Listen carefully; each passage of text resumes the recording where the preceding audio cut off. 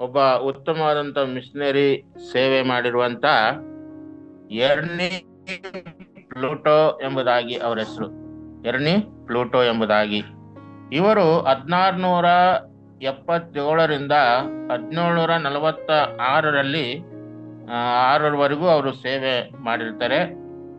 ಇವರ ಒಂದು ಜೀವನವನ್ನ, ಆರಂಭಿಕ ಜೀವನ ಮತ್ತು ಅವರ ಕರೆ ಏನಪ್ಪ ಅಂತಂದ್ರೆ, ಎರ್ನಿ ಪ್ಲೂಟೋ ಅವರು 1677ರಲ್ಲಿ ಜರ್ಮನಿಯಲ್ಲಿ ಅವರು ಜನಿಸ್ತಾರೆ.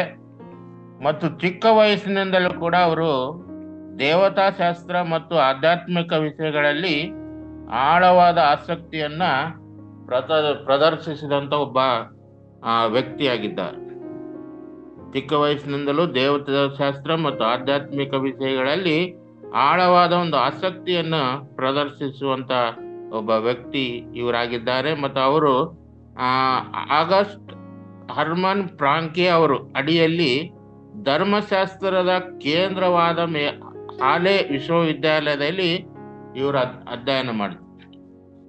ಹರ್ಮನ್ ಫ್ರಾಂಕೆ ಧರ್ಮಶಾಸ್ತ್ರದ ಕೇಂದ್ರವಾದ ಹಾಲೆ ವಿದ್ಯಾಲಯದಲ್ಲಿ ಅವರು ವಿದ್ಯಾಭ್ಯಾಸವನ್ನು ಪಡೆದಂಥವರಾಗಿದ್ದಾರೆ. ಅಲ್ಲಿ ಅವರ ಹೃದಯವು ಅವ್ರಿಗೆ ಅವ್ರ ಹೃದಯವು ಮಿಷನ್ ಹಾಗೂ ಸೇವೆಗಾಗಿ ಅವರು ರೂಪಿಸಲ್ಪಟ್ಟಿತ್ತು ಎಂಬುದಾಗಿ ಅವರು ತಿಳಿದುಕೊಂಡು ಡೆನ್ಮಾರ್ಕ್ನ ರಾಜ ಫೆಡ್ರಿಕ್ ಭಾರತಕ್ಕೆ ಮೊದಲು ಪ್ರೊಸೆಸನ್ ಮಿಷನ್ ಅನ್ನು ಪ್ರಾರಂಭ ಮಾಡ್ತಾರೆ.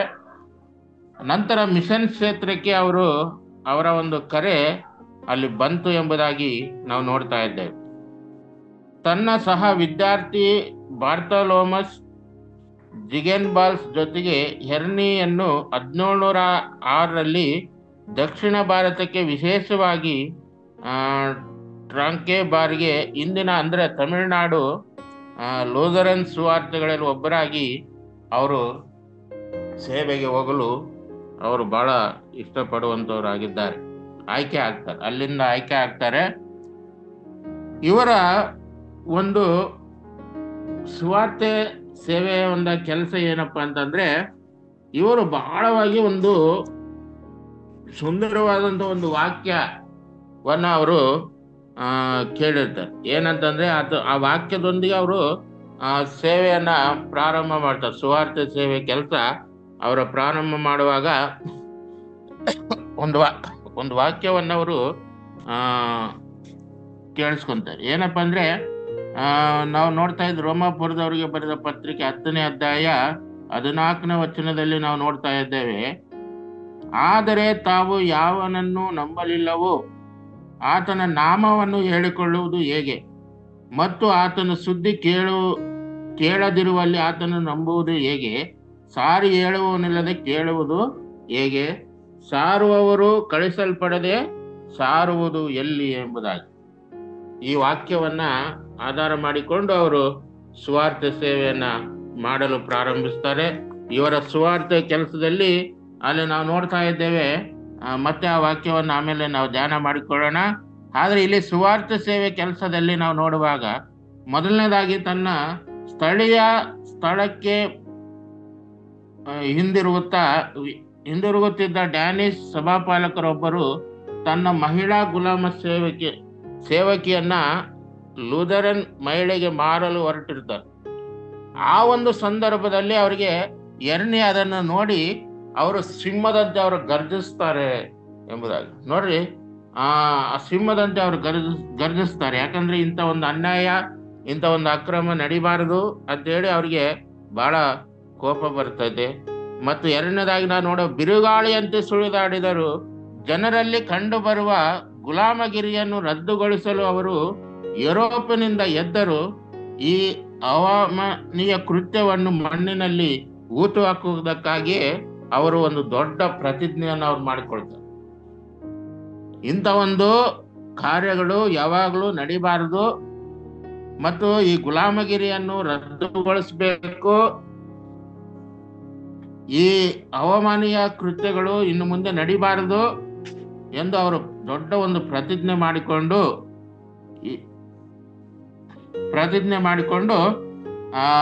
ಇದು ಒಂದು ದೊಡ್ಡ ದೇಶಕ್ಕೆ ಪ್ರತಿಜ್ಞೆ ಮಾಡಿಕೊಂಡು ಅವರು ಒಂದು ದೇಶಕ್ಕೆ ಅದು ಕಾರಣವಾಯಿತು ಎಂತಕ್ಕಂಥದ್ದನ್ನು ಕೂಡ ನಾವು ನೋಡ್ತಾ ಇದ್ದೇವೆ ಅವರ ಜೀವಿತದಲ್ಲಿ. ಆದರೆ ಮೂರನೇದಾಗಿ ನಾವು ನೋಡುವಾಗ, ಆದರೆ ಕ್ರಿಸ್ತನ ಮಾರ್ಗಗಳು ಅತ್ಯುನ್ನತವೆಂದು ಅವರು ಜನರಿಗೆ ವಿವರಿಸಿದರು. ದೇವರ ಒಂದು ಕಾರ್ಯಗಳು ಬಹಳ ಶ್ರೇಷ್ಠವಾದವು. ಸುವಾರ್ತೆಯನ್ನು ಅವರು ಆಗಿ ಅವರು ಅನೇಕ ಜನರಿಗೆ ಅವ್ರು ಹೇಳ್ತಾ ಇದ್ರು, ದೇವರ ಕಾರ್ಯಗಳು ಬಹಳ ಶ್ರೇಷ್ಠವಾದಂಥವು, ಅವುಗಳನ್ನ ಜನರಿಗೆ ಅವರು ತಿಳಿಸ್ತಾ ಇದ್ರು ಎಂಬತಕ್ಕಂಥದ್ದನ್ನು ನಾವು ನೋಡ್ತಾ ಇದ್ದೇವೆ. ಮತ್ತು ಸಮಾನ ಸಮಾಜವು ಅರಳಲು ಮತ್ತು ಅವರು ದಾರಿ ಮಾಡಿಕೊಟ್ಟರು ಎಂಬುದಾಗಿ ಇಲ್ಲಿ ನಾವು ನೋಡ್ತಾ ಇದ್ದೇವೆ. ಸಮಾನ ಸಮಾಜವು ಅರಳಲು ಅವರು ದಾರಿ ಮಾಡಿಕೊಟ್ಟರು. ಅವರು ಪೋರ್ಚುಗೀಸ್ ಮತ್ತು ಡ್ಯಾನಿಶ್ ಶಾಲೆಗಳನ್ನು ಸ್ಥಾಪಿಸಿದರು ಮತ್ತು ಅವುಗಳಲ್ಲಿ ಉತ್ತಮ ಶಿಕ್ಷಕರಾಗಿ ಅವರು ಇದ್ರು ಎಂಬತಕ್ಕಂಥದ್ದನ್ನು ಕೂಡ ಇಲ್ಲಿ ನಾವು ನೋಡ್ತಾ ಇದ್ದೇವೆ. ಮತ್ತು ಇವರ ಒಂದು ಸಮಾಜ ಅಭಿವೃದ್ಧಿಯಾಗಲು, ಅದನ್ನ ಅಭಿವೃದ್ಧಿಪಡಿಸಲು ಅವರು ಬಹಳಷ್ಟು ಪ್ರಯಾಸಗಳನ್ನ ಪಟ್ರು ಎಂಬುದಾಗಿ ಇಲ್ಲಿ ನಾವು ನೋಡ್ತಾ ಇದ್ದೇವೆ. ಅವರು ಜಿಗೆನ್ ಬಾಲ್ಸ್ಗೆ ಸಹೋದರಿ ಡ್ರೋನಿ ಆಗಿದ್ದು ಮತ್ತು ಅವರು ಅನುಕರಣೆಯ ಸೇವೆ ಸಲ್ಲಿಸಿದರು. ಅವರು ತಮ್ಮ ತಾಯ್ನಾಡಿಗೆ ಮರಳಿದರು ಮತ್ತು ಸಭಾಪಾಲಕರಾಗಿ ಅವರ ಸೇವೆ ಸಲ್ಲಿಸುವುದನ್ನ ಇಲ್ಲಿ ನಾವು ನೋಡ್ತಾ ಇದ್ದೇವೆ. ಮತ್ತು 5ನೇದಾಗಿ ನಾವು ನೋಡುವಾಗ ಟ್ರಾಕ್ವೆಬಾರ್ ಮಿಷನ್ 1706ರಿಂದ 1711ರಲ್ಲಿ ಎರ್ನಿ ಪ್ಲೂಟೋ ಬೇಗನ್ಬಾಲ್ ಅವರೊಂದಿಗೆ ಟಾರ್ವೆವಾರಿಗೆ ಬಂದರು ಮತ್ತು ಅವರು ಒಟ್ಟಾಗಿ ಭಾರತದಲ್ಲಿ ಪ್ರೊಟೆಸ್ಟೆಂಟ್ ಮಿಷನ್ಗಳಿಗೆ ಅಡಿಪಾಯ ಹಾಕಿದರು. ಜಿಗೆನ್ಬಾಲ್ ತಮ್ಮ ಮೇಲೆ ಕೇಂದ್ರೀಕರಿಸಿದ ಪ್ಲೂಟೋ ಆರಂಭದಲ್ಲಿ ಪೋರ್ಚುಗೀಸ್ ಮಾತನಾಡುವ ಯುರೋಪಿಯನ್ನರಿಗೆ ಸೇವೆ ಸಲ್ಲಿಸಿದರು ಎಂಬುದಾಗಿ, ಯುರೋಪಿಯನ್ನರಿಗೆ ಮೊದಲನೇದಾಗಿ ಅಲ್ಲಿ ಸೇವೆ ಸಲ್ಲಿಸಿದರು ಎಂಬತಕ್ಕಂಥದ್ದನ್ನು ನಾವು ನೋಡ್ತಾ ಇದ್ದೇವೆ. ಕ್ಯಾಟೆಸ್ಟೇಟ್ಗಳಿಗೆ ತರಬೇತಿ ಕೂಡ ಅಲ್ಲಿ ನೀಡಿದ್ರು ಎಂಬತಕ್ಕಂಥದ್ದನ್ನು ಇಲ್ಲಿ ನಾವು ನೋಡ್ತಾ ಇದ್ದೇವೆ.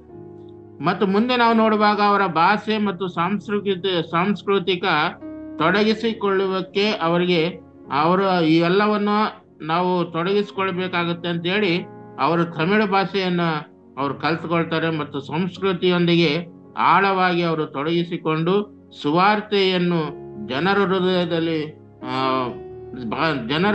ಹೃದಯ ಮತ್ತು ಅವರ ಭಾಷೆಗಳಲ್ಲಿ ಬೋಧಿಸಬೇಕು ಎಂದು ಅವರು ದೃಢವಾಗಿ ಅವರು ನಂಬಿರುವಂತ ಒಬ್ಬ ಮಿಷನರಿ ಆಗಿ ಅವರು ಸೇವೆ ಸಲ್ಲಿಸಿದ್ರು ಎಂಬತಕ್ಕಂಥದ್ದನ್ನು ನಾವು ನೋಡ್ತಾ ಇದ್ದೇವೆ. ಮತ್ತು ಸವಾಲುಗಳು ಮತ್ತು ಆರೋಗ್ಯ ಸಮಸ್ಯೆಗಳಿಂದಾಗಿ ಪ್ಲೂಟೋ ಅವರು 1711ರಲ್ಲಿ ಜರ್ಮನಿಗೆ ಹಿಂತಿರುಗಬೇಕಾಯಿತು. ಅಲ್ಲಿ ಅವರು ಬೋಧನೆ ಮತ್ತು ಅನುವಾದ ಕೆಲಸ ಮತ್ತು ವಿದೇಶಿ ಮಿಷನ್ಗಳಿಗೆ ಬೆಂಬಲ ನೀಡುವ ಮೂಲಕ ಮಿಷನ್ ಸೇವೆ ಸಲ್ಲಿಸುವುದನ್ನ ಅವರು ಮುಂದುವರಿಸಿದ್ರು ಎಂಬುದಾಗಿ ನಾವು ನೋಡ್ತಾ ಇದ್ದೇವೆ. ಅವರಿಗೆ ಕೆಲವು ದಿನಗಳಾದ ನಂತರ ಅನಾರೋಗ್ಯದ ಸಮಸ್ಯೆಯಿಂದ ಬಳಲ್ತಾ ಇರುವಾಗ ಅವರು ಸ್ವಂತ ಊರಿಗೆ ಅವರು ಹಿಂತಿರುಗುತ್ತಾರೆ. ಅಲ್ಲಿ ಹೋದಾಗ ಅವರ ಮೂಲಕ ಉತ್ತಮವಾದಂತ ಅಲ್ಲಿ ಸೇವೆ ನೀಡ್ತಾರೆ. ಅವರ ಸೇವೆಯನ್ನ ಅವರು ಮುಂದುವರಿಸ್ತಾರೆ ಎಂಬುದಾಗಿ ಇಲ್ಲಿ ನಾವು ನೋಡ್ತಾ ಇದ್ದೇವೆ. ಕರ್ತನಲ್ಲಿ ಪ್ರೀತಿಯುಳ್ಳವರು, ಈ ದಿನಮಾನಗಳಲ್ಲಿ ಕೂಡ ನಾವು ಅನೇಕ ಸಂದರ್ಭದಲ್ಲಿ ಸೇವೆಯನ್ನ ಸಲ್ಲಿಸುವಂತವರಾಗಿದ್ದೇವೆ. ಕರ್ತನಲ್ಲಿ ನಾವೆಲ್ಲರೂ ಕೂಡ ಅನೇಕ ಸಂದರ್ಭದಲ್ಲಿ ಸೇವೆ ಸಲ್ಲಿಸ್ತಾ ಇರ್ತೇವೆ. ಸೇವೆ ಮಧ್ಯದಲ್ಲಿ ಅನೇಕ ಸಮಸ್ಯೆಗಳು, ತೊಂದರೆಗಳು, ಕಷ್ಟಗಳು ಇರುವಾಗ ಎಲ್ಲವನ್ನು ಕೂಡ ನಾವು ಜಯಿಸಿ ನಿಲ್ಲುವಂತ ಶಕ್ತಿ ದೇವರು ನಮಗೆ ಕೊಡ್ತಾರೆ. ಮತ್ತು ವಿಶೇಷವಾಗಿ ಇಲ್ಲಿ ನಾವು ನೋಡ್ತಾ ಇದ್ದೇವೆ, ಎರ್ನಿ ಅವರ ಒಂದು ಸೇವೆ ಅದು ಬಹಳ ಶ್ರೇಷ್ಠವಾದಂತ ಒಂದು ಸೇವೆ. ಇವರು ಆ ಒಂದು ಸಂದರ್ಭದಲ್ಲಿ ಕೂಡ ಅವ್ರು ನೋಡಿದ್ರೆ ಅನೇಕ ಒಂದು ಜನರ ಒಟ್ಟಿಗೆ ಅವರು ಬೆರೆತುಕೊಂಡು ಅವರನ್ನು ಹಿಂಸಿಸುವಾಗ ಅವರು ಯಾವ ರೀತಿಯಲ್ಲಿ ಅವರು ರಿಯಾಕ್ಟ್ ಆಗಿದ್ರು ಎಂಬತಕ್ಕಂಥದ್ದನ್ನ ಇಲ್ಲಿ ನೋಡ್ತಾರೆ. ಮುಖ್ಯವಾಗಿ ಅವರು ದೇವರನ್ನು ನಂಬಿದ್ರು, ದೇವರು ನಮಗೆ ನಡೆಸ್ತಾರೆ, ದೇವರು ನಮಗೆ ಕಾರ್ಯವನ್ನು ಮಾಡ್ತಾರೆ ಅಂತಕ್ಕಂಥದನ್ನ ಇವರು ಗ್ರಹಿಸ್ಕೊಂಡು ಸುವಾರ್ಥ ಸೇವೆಯನ್ನ ಮಾಡಿದ್ರು. ಮತ್ತು ಅಲ್ಲಲ್ಲಿ ಮಿಷನ್ಗಳನ್ನ ಕೂಡ ಸ್ಥಾಪನೆ ಮಾಡಿ ಉತ್ತಮವಾದಂಥ ಸೇವೆಯನ್ನ ಸಲ್ಲಿಸಿದಂಥ ಒಬ್ಬ ವ್ಯಕ್ತಿ ಇವರಾಗಿದ್ರು ಅಂತಕ್ಕಂಥದನ್ನ ನಾವು ನೋಡ್ತಾ ಇದ್ದೇವೆ. ಮತ್ತು ಮುಂದೆ ನಾವು ನೋಡುವಾಗ ಅಲ್ಲಿ ದೇವ್ರ ವಾಕ್ಯದಲ್ಲಿ ಹೇಳ್ತಾ ಇದೆ ಏನಂದ್ರೆ, ಆದದ್ರಿಂದ ಕರ್ತನ ನಾಮವನ್ನು ಹೇಳಿಕೊಳ್ಳುವ ಮುಂಚೆಯೇ, ಇಲ್ಲಿ ನಾವು ನೋಡ್ತಾ ಇದ್ದೇವೆ ರೋಮಾಪುರದವರಿಗೆ ಬರೆದ ಪತ್ರಿಕೆ 10ನೇ ಅಧ್ಯಾಯ 14ನೇ ವಚನದಲ್ಲಿ ನಾವು ನೋಡ್ತಾ ಇದ್ದೇವೆ, ಆದರೆ ಯಾವನನ್ನು ನಂಬಲಿಲ್ಲವೋ ಆತನ ನಾಮವನ್ನು ಹೇಳಿಕೊಳ್ಳುವುದು ಹೇಗೆ, ಮತ್ತು ಆತನ ಸುದ್ದಿಯನ್ನು ಕೇಳದಿರುವಲ್ಲಿ ಆತನನ್ನು ನಂಬುವುದು ಹೇಗೆ, ಸಾರಿ ಹೇಳುವವನಿಲ್ಲದೆ ಕೇಳುವುದು ಹೇಗೆ, ಸಾರುವವರು ಕಳಿಸಲ್ಪಡದೆ ಸಾರುವುದು ಎಲ್ಲಿ ಎಂಬುದಾಗಿ. ಹೌದು ಕರ್ತನಲ್ಲಿ ಪ್ರೀತಿಯುಳ್ಳವರೇ, ಆದದ್ರಿಂದ ಕರ್ತನ ನಾಮವನ್ನು ಹೇಳಿಕೊಳ್ಳುವ ಮುಂಚೆಯೇ, ಇದು ಬಹಳ ಒಂದು ನಂಬಿಕೆಯು ಅಗತ್ಯವಾದದ್ದು ಎಂಬತಕ್ಕಂಥದ್ದನ್ನು ನಾವು ನೋಡ್ತಾ ಇದ್ದೀವಿ. ನಾವು ದೇವರಲ್ಲಿ ನಂಬಿಕೆ ಇಡಬೇಕು. ನಾವು ದೇವರನ್ನ ನಂಬಿಕೆಯಿಂದ ನಾವು ಬೇಡುವಂಥವರಾಗಿರ್ಬೇಕು ಎಂಬತಕ್ಕಂಥದ್ದನ್ನ ಇಲ್ಲಿ ನೋಡ್ತೇವೆ. ಆದರೆ ನಂಬಿಕೆಗಿಂತ ಮುಂಚೆ ನಾವು ಬಹಳ ಕೇಳುವುದು ಬಹಳ ಅವಶ್ಯಕತೆವಾಗಿದೆ. ಸಾರುವವರು ಇಲ್ಲದೆ ನಾವು ಕೇಳುವುದಕ್ಕೆ ಆಗೋದಿಲ್ಲ. ಸಾರುವವರು ಇರಬೇಕು. ಸಾರುವವರಿದ್ರೆ ಮಾತ್ರ ಒಂದು ಉತ್ತಮವಾದಂಥ ವಾಕ್ಯಗಳನ್ನ ನಾವು ಕೇಳಲಿಕ್ಕೆ ಸಾಧ್ಯವಾಗುತ್ತದೆ. ನೋಡ್ರಿ, ಕೇಳಬೇಕಾದ್ರೆ ಬೋಧಕನೊಬ್ಬನು, ಸಾರುವವನು ಇರುವುದು ಬಹಳ ಅಗತ್ಯವಾಗಿರುತ್ತೆ. ಇಲ್ಲಿ ಪೌಲನು ಮಾತ್ರನೇ ಹೇಳಲಿಲ್ಲ, ದೇವರೇ ಸ್ವತಃ ಆ ಪ್ರಶ್ನೆಯನ್ನು ನಮಗೆ ಕೇಳಿದನು ಎಂತಕ್ಕಂಥದ್ದನ್ನು ನಾವು ನೋಡ್ತಾ ಇದ್ದೀವಿ. ಪೌಲನು ಮಾತ್ರ ಅಲ್ಲ, ದೇವರೇ ಈ ಪ್ರಶ್ನೆಯನ್ನು ನಮಗೆ ಕೇಳ್ತಾ ಇದ್ದಾರೆ. ಸಾರುವವನಿಲ್ಲದೆ ಕೇಳುವುದಕ್ಕೆ ನಮಗೆ ಆಗಲ್ಲ. ಅದಕ್ಕಾಗಿ ಅನೇಕ ದೈವ ಸೇವಕರನ್ನ ಈ ಲೋಕದಲ್ಲಿ ದೇವರು ಕಳಿಸ್ಕೊಡ್ತಾ ಇದ್ದಾರೆ. ಅನೇಕ ಸುವಾರ್ಥ ಸೇವಕರನ್ನು ಎಬ್ಬಿಸ್ತಾ ಇದ್ದಾರೆ. ಅವರ ಮೂಲಕವಾಗಿ ಉತ್ತಮವಾದಂಥ ವಾಕ್ಯಗಳನ್ನು ವಿವರಿಸ್ತಾರೆ. ಆದರೆ ನಾವು ಅದನ್ನು ಕೇಳಿಸ್ಕೊಳ್ಳೋದು ಬಹಳ ಪ್ರಾಮುಖ್ಯತೆ ಎಂಬುದಾಗಿ ನಾವು ಈ ಸಂದರ್ಭದಲ್ಲಿ ಗ್ರಹಿಸ್ಕೊಳ್ಳುವ. ಅದೇ ರೀತಿಯಲ್ಲಿ ನಾವು ನೋಡ್ತಾ ಇದ್ದೇವೆ, ಇವರ ಒಂದು ಹೆರ್ನಿ ಪ್ಲೋಟ್ ಅವರನ್ನು ಕೂಡ ಅದೇ ರೀತಿಯಲ್ಲಿ ದೇವರು ಕರೆತಂದು, ಅವರು ಅನೇಕ ತಿಳಿದೇ ಇರುವಂತ ಜನರ ಮಧ್ಯದಲ್ಲಿ ಅನೇಕ ಕಷ್ಟಗಳನ್ನು ಅನುಭವಿಸುವಂತ ಸ್ಥಿತಿಯಲ್ಲಿರುವಂತ ಜನರಿಗೆ ಸುವಾರ್ಥ ಸೇವೆಯನ್ನ ಅವರು ಅಂದಿಸುವುದನ್ನ ಇಲ್ಲಿ ನಾವು ನೋಡ್ತಾ ಇದ್ದೇವೆ.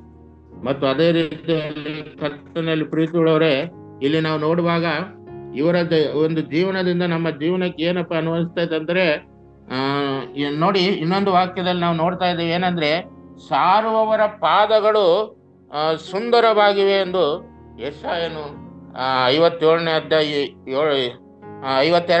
7ನೇ ವಚನದಲ್ಲಿ ಅಲ್ಲಿ ತಿಳಿಯಬಹುದು. ಬಹಳ ಸಾರುವವರ ಪಾದಗಳು ಏನಾಗಿರುವಂತವು ಸುಂದರವಾಗಿವೆ ಎಂಬುದಾಗಿ ಅಲ್ಲಿ ಯೆಶಾಯನು ಕೂಡ ಹೇಳುವಂಥದ್ದನ್ನ ಇಲ್ಲಿ ನಾವು ನೋಡ್ತಾ ಇದ್ದೇವೆ.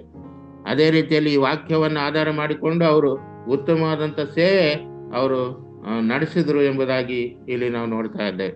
ಮತ್ತು ಇವರ ಜೀವನದಿಂದ ನಮ್ಮ ಜೀವನಕ್ಕೆ ಅನ್ವಯಿಸಬೇಕು ಏನಪ್ಪಾ ಅಂದ್ರೆ, ಪ್ಲೂಟೋ ಅವರಂತೆ ದೇವರು ನಮ್ಮನ್ನು ಮುನ್ನಡೆಸುವಾಗ ಅಜ್ಞಾತ ಸ್ಥಳಗಳಿಗೆ ಹೆಜ್ಜೆ ಹಾಕಲು ನಾವು ಕರೆಯಲ್ಪಟ್ಟಿದ್ದೇವೆ.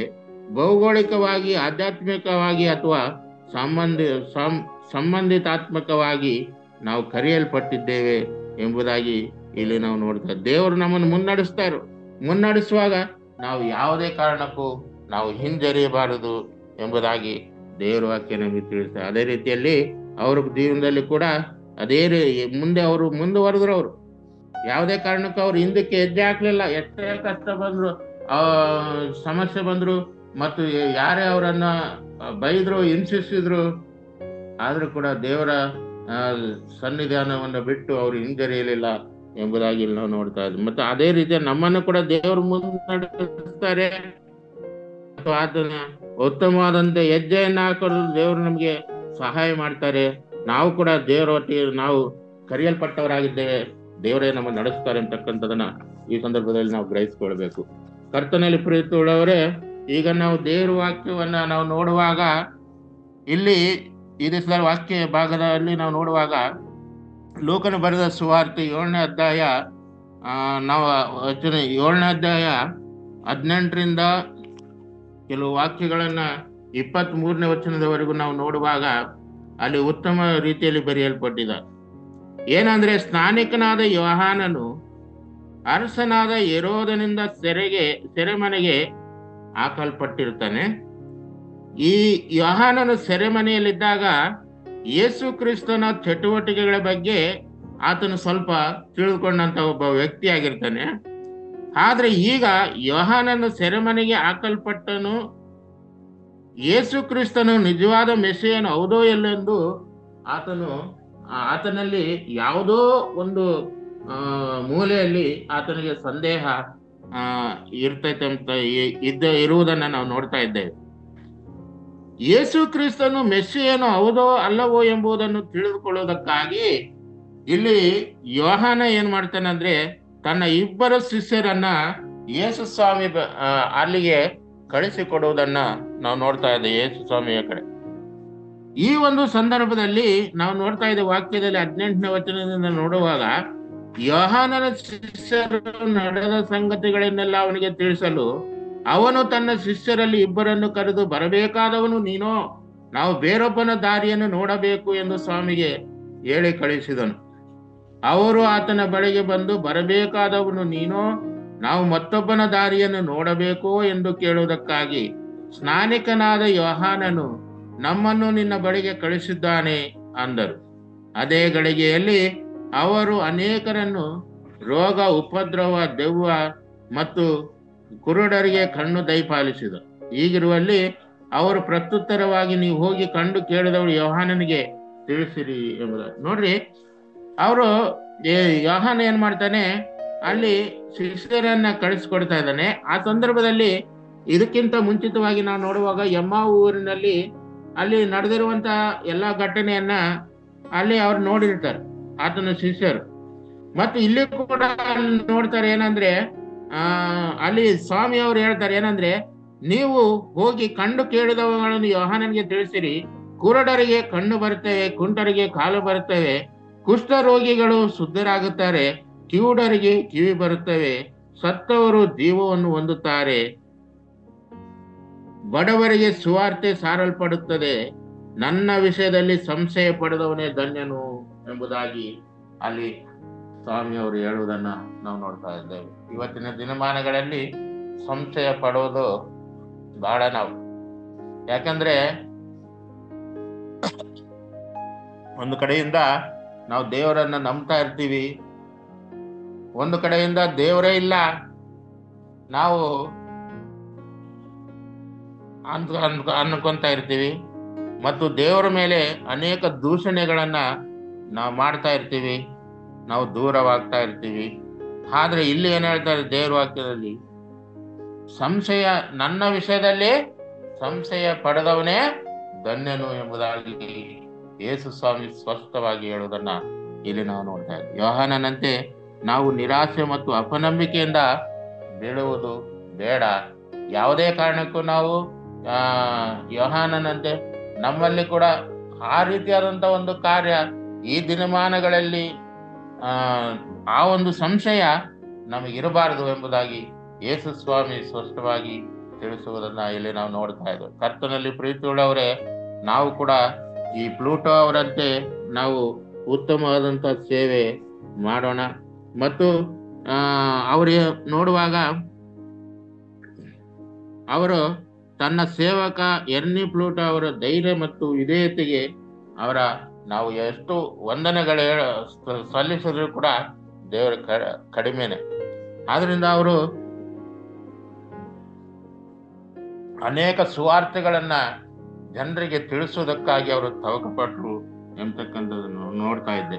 ಮತ್ತೆ ಇಲ್ಲಿ ಕೂಡ ಯೇಸು ಸ್ವಾಮಿ ಹೇಳ್ತಾರೆ ಏನಂತಂದ್ರೆ, ಕೊನೆ ಭಾಗದಲ್ಲಿ ನಾವು ನೋಡ್ತಾ ಇದ್ದೇವೆ ಏನಂದ್ರೆ, ಬಡವರಿಗೆ ಸುವಾರ್ತೆ ಸಾರಲ್ಪಡುತ್ತದೆ, ಅನೇಕ ಜನರಿಗೆ ಸುವಾರ್ತೆ ಸಾರಲ್ಪಡುತ್ತದೆ, ನನ್ನ ವಿಷಯದಲ್ಲಿ ಸಂಶಯ ಪಡೆದವನೇ ಧನ್ಯನು. ಎರ್ನಿ ಪ್ಲೂಟೋ ಅವರು ಕೂಡ ಅದೇ ರೀತಿಯಲ್ಲಿ ಅನೇಕ ಜನರ ಮಧ್ಯದಲ್ಲಿ ಹೋಗಿ ಅವರು ಸುವಾರ್ತೆಯನ್ನು ಸಾರಿ. ಆದ್ರಿಂದ ಇವತ್ತು ಅವರ ಹೆಸರು ಉನ್ನತ ಸ್ಥಿತಿಯಲ್ಲಿ ಅವರನ್ನ ನೆನೆಸಿಕೊಳ್ಳುವಂತ ಒಬ್ಬ ಉತ್ತಮ ಮಿಷನರಿ ಆಗಿ ಅವರು ಜನಿಸಿದ್ರು ಎಂತಕ್ಕಂಥದ್ದನ್ನ ಇಲ್ಲಿ ನಾವು ನೋಡ್ತಾ ಇದ್ದೇವೆ. ಕರ್ತನ ಪರಿಶುದ್ಧನ ನಾವು ಈ ಸಂದರ್ಭದಲ್ಲಿ ಅವರ ಒಂದು ಜೀವನ ಮತ್ತು ಅವರು ಮಾಡಿದಂತ ಒಂದು ಉತ್ತಮವಾದಂತ ಸೇವೆ ಇವತ್ತು ನಾವು ಕೂಡ ಮಾಡೋಣ. ದೇವರು ನಮ್ಮನ್ನು ಕೂಡ ಮುನ್ನಡೆಸ್ತಾರೆ. ಈ ಎರ್ನಿ ಪ್ಲೂಟ್ ಅವರನ್ನ ಮುನ್ನಡೆಸಿದ ಹಾಗೆ ದೇವರು ನಮ್ಮನ್ನು ಕೂಡ ಮುನ್ನಡೆಸ್ತಾರೆ. ದೇವರು ವಾಕ್ಯಗಳ ಮೂಲಕವಾಗಿ ನಿಮ್ಮ ಎಲ್ಲ ಕುಟುಂಬಗಳನ್ನು ಆಶೀರ್ವದಿಸಲಿ. ಆಮೇನ್. ಪ್ರಾರ್ಥನೆ ಮಾಡಿಕೊಳ್ಳೋಣ. ನಮ್ಮನ್ನು ಬಹಳವಾಗಿ ಅತ್ಯಧಿಕವಾಗಿ ಪ್ರೀತಿ ಮಾಡಿದಂತ ನಮ್ಮ ಪರಲೋಕ ತಂದೆಯಾದ ದೇವರೇ, ಈ ನೂತನ ವೇಳೆಯಲ್ಲಿ ಎರ್ನಿ ಪ್ಲೂಟೋ ಅವರ ಜೀವಿತದಲ್ಲಿ ನಾವು ನೋಡ್ತಾ ಇದ್ದೇವೆ ಅವರ ವಿಧೇಯತೆ ಮತ್ತು ಅವರ ಒಂದು ಸಂದೇಶ ಮತ್ತು ಅವರು ಯಾವ ರೀತಿಯಲ್ಲಿ ಧೈರ್ಯದಿಂದ ಸೇವೆಯನ್ನು ಮಾಡಿದ್ರು ಮತ್ತು ಪ್ರೀತಿಯಿಂದ ಯಾವ ರೀತಿ ಜನರ ಕಣ್ಣುಗಳನ್ನು ತೆರೆಸಿದ್ರು, ಈ ಎಲ್ಲ ವಿಷಯಗಳಲ್ಲಿ ನಾವು ನೋಡಿದ್ದೇವೆ ಸ್ವಾಮಿ. ಆದ್ರಿಂದ ಆ ರೀತಿಯಲ್ಲೇ ನಾವು ಕೂಡ ಜನರ ಮಧ್ಯದಲ್ಲಿ ಉತ್ತಮವಾದಂಥ ಸೇವೆಯನ್ನ ನಾವು ಸಲ್ಲಿಸುವಂಥವರಾಗಿ ಅನೇಕ ಜನರನ್ನ ನಾವು ನಿನ್ನ ಬಳಿಗೆ ಕರ್ತರ್ಲಿಕ್ಕಾಗುವಂತೆ ನಮಗೆ ನೀ ಸಹಾಯ ಮಾಡು. ನಮ್ಮನ್ನು ಕೂಡ ಮುನ್ನಡೆಸು ಮತ್ತು ಯಾವುದೇ ಸಂಶಯ ನಮ್ಮ ಮಧ್ಯದಲ್ಲಿ ಇರದ ಹಾಗೆ ಸ್ವಾಮಿ. ಕರ್ತನೆ, ಯೋಹಾನನಿಗೆ ಇದ್ದಂತ ಒಂದು ಸಂಶಯ, ಅವನಲ್ಲಿದ್ದಂತ ಒಂದು ಅಪನಂಬಿಕೆಯಿಂದ ಕರ್ತನೆ ಅವರು ಶಿಷ್ಯರನ್ನು ಕಳುಹಿಸಿ ಅವರು ಬರಬೇಕಾದವನು ನೀನೋ ಇಲ್ಲವೋ ಎಂಬುದಾಗಿ ಅವರು ತಿಳಿದುಕೊಳ್ಳಬೇಕು ಎಂಬುದಾಗಿ ಅವರು ಅಂದುಕೊಂಡಿರುವಾಗ ಸ್ವಾಮಿ ನೀನು ಹೇಳಿದಿ ಕರ್ತನೆ, ನನ್ನ ವಿಷಯದಲ್ಲಿ ಸಂಶಯ ಪಡೆದವನೇ ಧನ್ಯನು ಎಂಬುದಾಗಿ ನೀನು ಹೇಳಿದಿ ಕರ್ತನೆ. ಅದಕ್ಕಾಗಿ ನಾವು ಪ್ರಾರ್ಥನೆ ಮಾಡ್ತಾ ಇದ್ದೇವೆ. ಈ ಸಂದರ್ಭದಲ್ಲಿ ಸ್ವಾಮಿ ನಿನ್ನ ವಾಕ್ಯಗಳನ್ನು ಕೇಳಿದಂತ ಪ್ರತಿಯೊಬ್ಬರು ಯಾವುದೇ ರೀತಿಯಾದಂಥ ಸಂಶಯ ಪಟ್ಟುಕೊಳ್ಳದಾಗೆ ಉತ್ತಮವಾದಂಥ ನಂಬಿಕೆಯಿಂದ ಜೀವಿಸ್ಲಿಕ್ಕಾಗುವಂತೆ ಸಹಾಯ ಮಾಡು. ಸಾರುವವನಿಲ್ಲದೆ ಕೇಳೋದಕ್ಕೆ ಆಗೋದಿಲ್ಲ ಸ್ವಾಮಿ. ಅನೇಕ ಸುವಾರ್ಥ ಸೇವಕರು ಈ ಲೋಕದಲ್ಲಿದ್ದು ಸೇವೆಗಳನ್ನು ಮಾಡ್ತಾ ಇರುವಾಗ ಪ್ರತಿಯೊಬ್ಬರು ಅವರ ಒಂದು ಕುಟುಂಬಗಳನ್ನು ಆಶೀರ್ವದಿಸು ಮತ್ತು ವಿಶೇಷವಾಗಿ ಸ್ವಾಮಿ ಕಲ್ವಾರಿ ತಪ ಸಂಸ್ಥೆಯನ್ನು ಆಶೀರ್ವದಿಸು. ಈ ಸಂಸ್ಥೆಯಲ್ಲಿ ನಡೆಯುವಂತ ಎಲ್ಲ ಸೇವೆಗಳನ್ನು ಆಶೀರ್ವದಿಸು. ಮುಖ್ಯಸ್ಥರಾದಂಥ ಎಲ್ ಗುಣಶೇಖರಯ್ಯನವರನ್ನು, ಸ್ವಾಮಿ ಅಂಡ್ರಿಜ್ ಅಣ್ಣವರನ್ನು ಮತ್ತು ಕರ್ತನೆ ನವನೀತ್ ಐನವರನ್ನು ಮತ್ತು ಅವರ ಕುಟುಂಬಗಳನ್ನು ಮತ್ತು ಯಾದಗಿರಿ, ಹುಕ್ಕೇರಿ, ಶಿವಮೊಗ್ಗ ಈ ಪ್ರಾಂತ್ಯಗಳಲ್ಲಿ ನಡೆಯುವಂತ ಸೇವೆಗಳನ್ನು ನೀನು ಹೆಚ್ಚಾಗಿ ನೀನು ಆಶೀರ್ವಾದ ಮಾಡಿ ಆ ಸೇವಕರುಗಳನ್ನು ಕೂಡ ನೀನು ಆಶೀರ್ವದಿಸಿ ನಿನ್ನ ಕೃಪೆಯಿಂದ ತುಂಬಿಸು. ಈ ವಾಕ್ಯವನ್ನು ಕೇಳಿರುವಂತ ಪ್ರತಿಯೊಬ್ಬ ಸಹೋದರ ಸಹೋದರಿಯರನ್ನು ಕೂಡ ನೀನು ಆಶೀರ್ವದಿಸು. ಈ ದಿನವೆಲ್ಲ ಕಾದು ಕಾಪಾಡು. ಯೇಸುವಿನ ಹೆಸರಿನಲ್ಲಿ ಪ್ರಾರ್ಥಿಸಿ ಬೇಡ ಹೊಂದಿದ್ದೇವೆ ತಂದೆ. ಆಮೇನ್.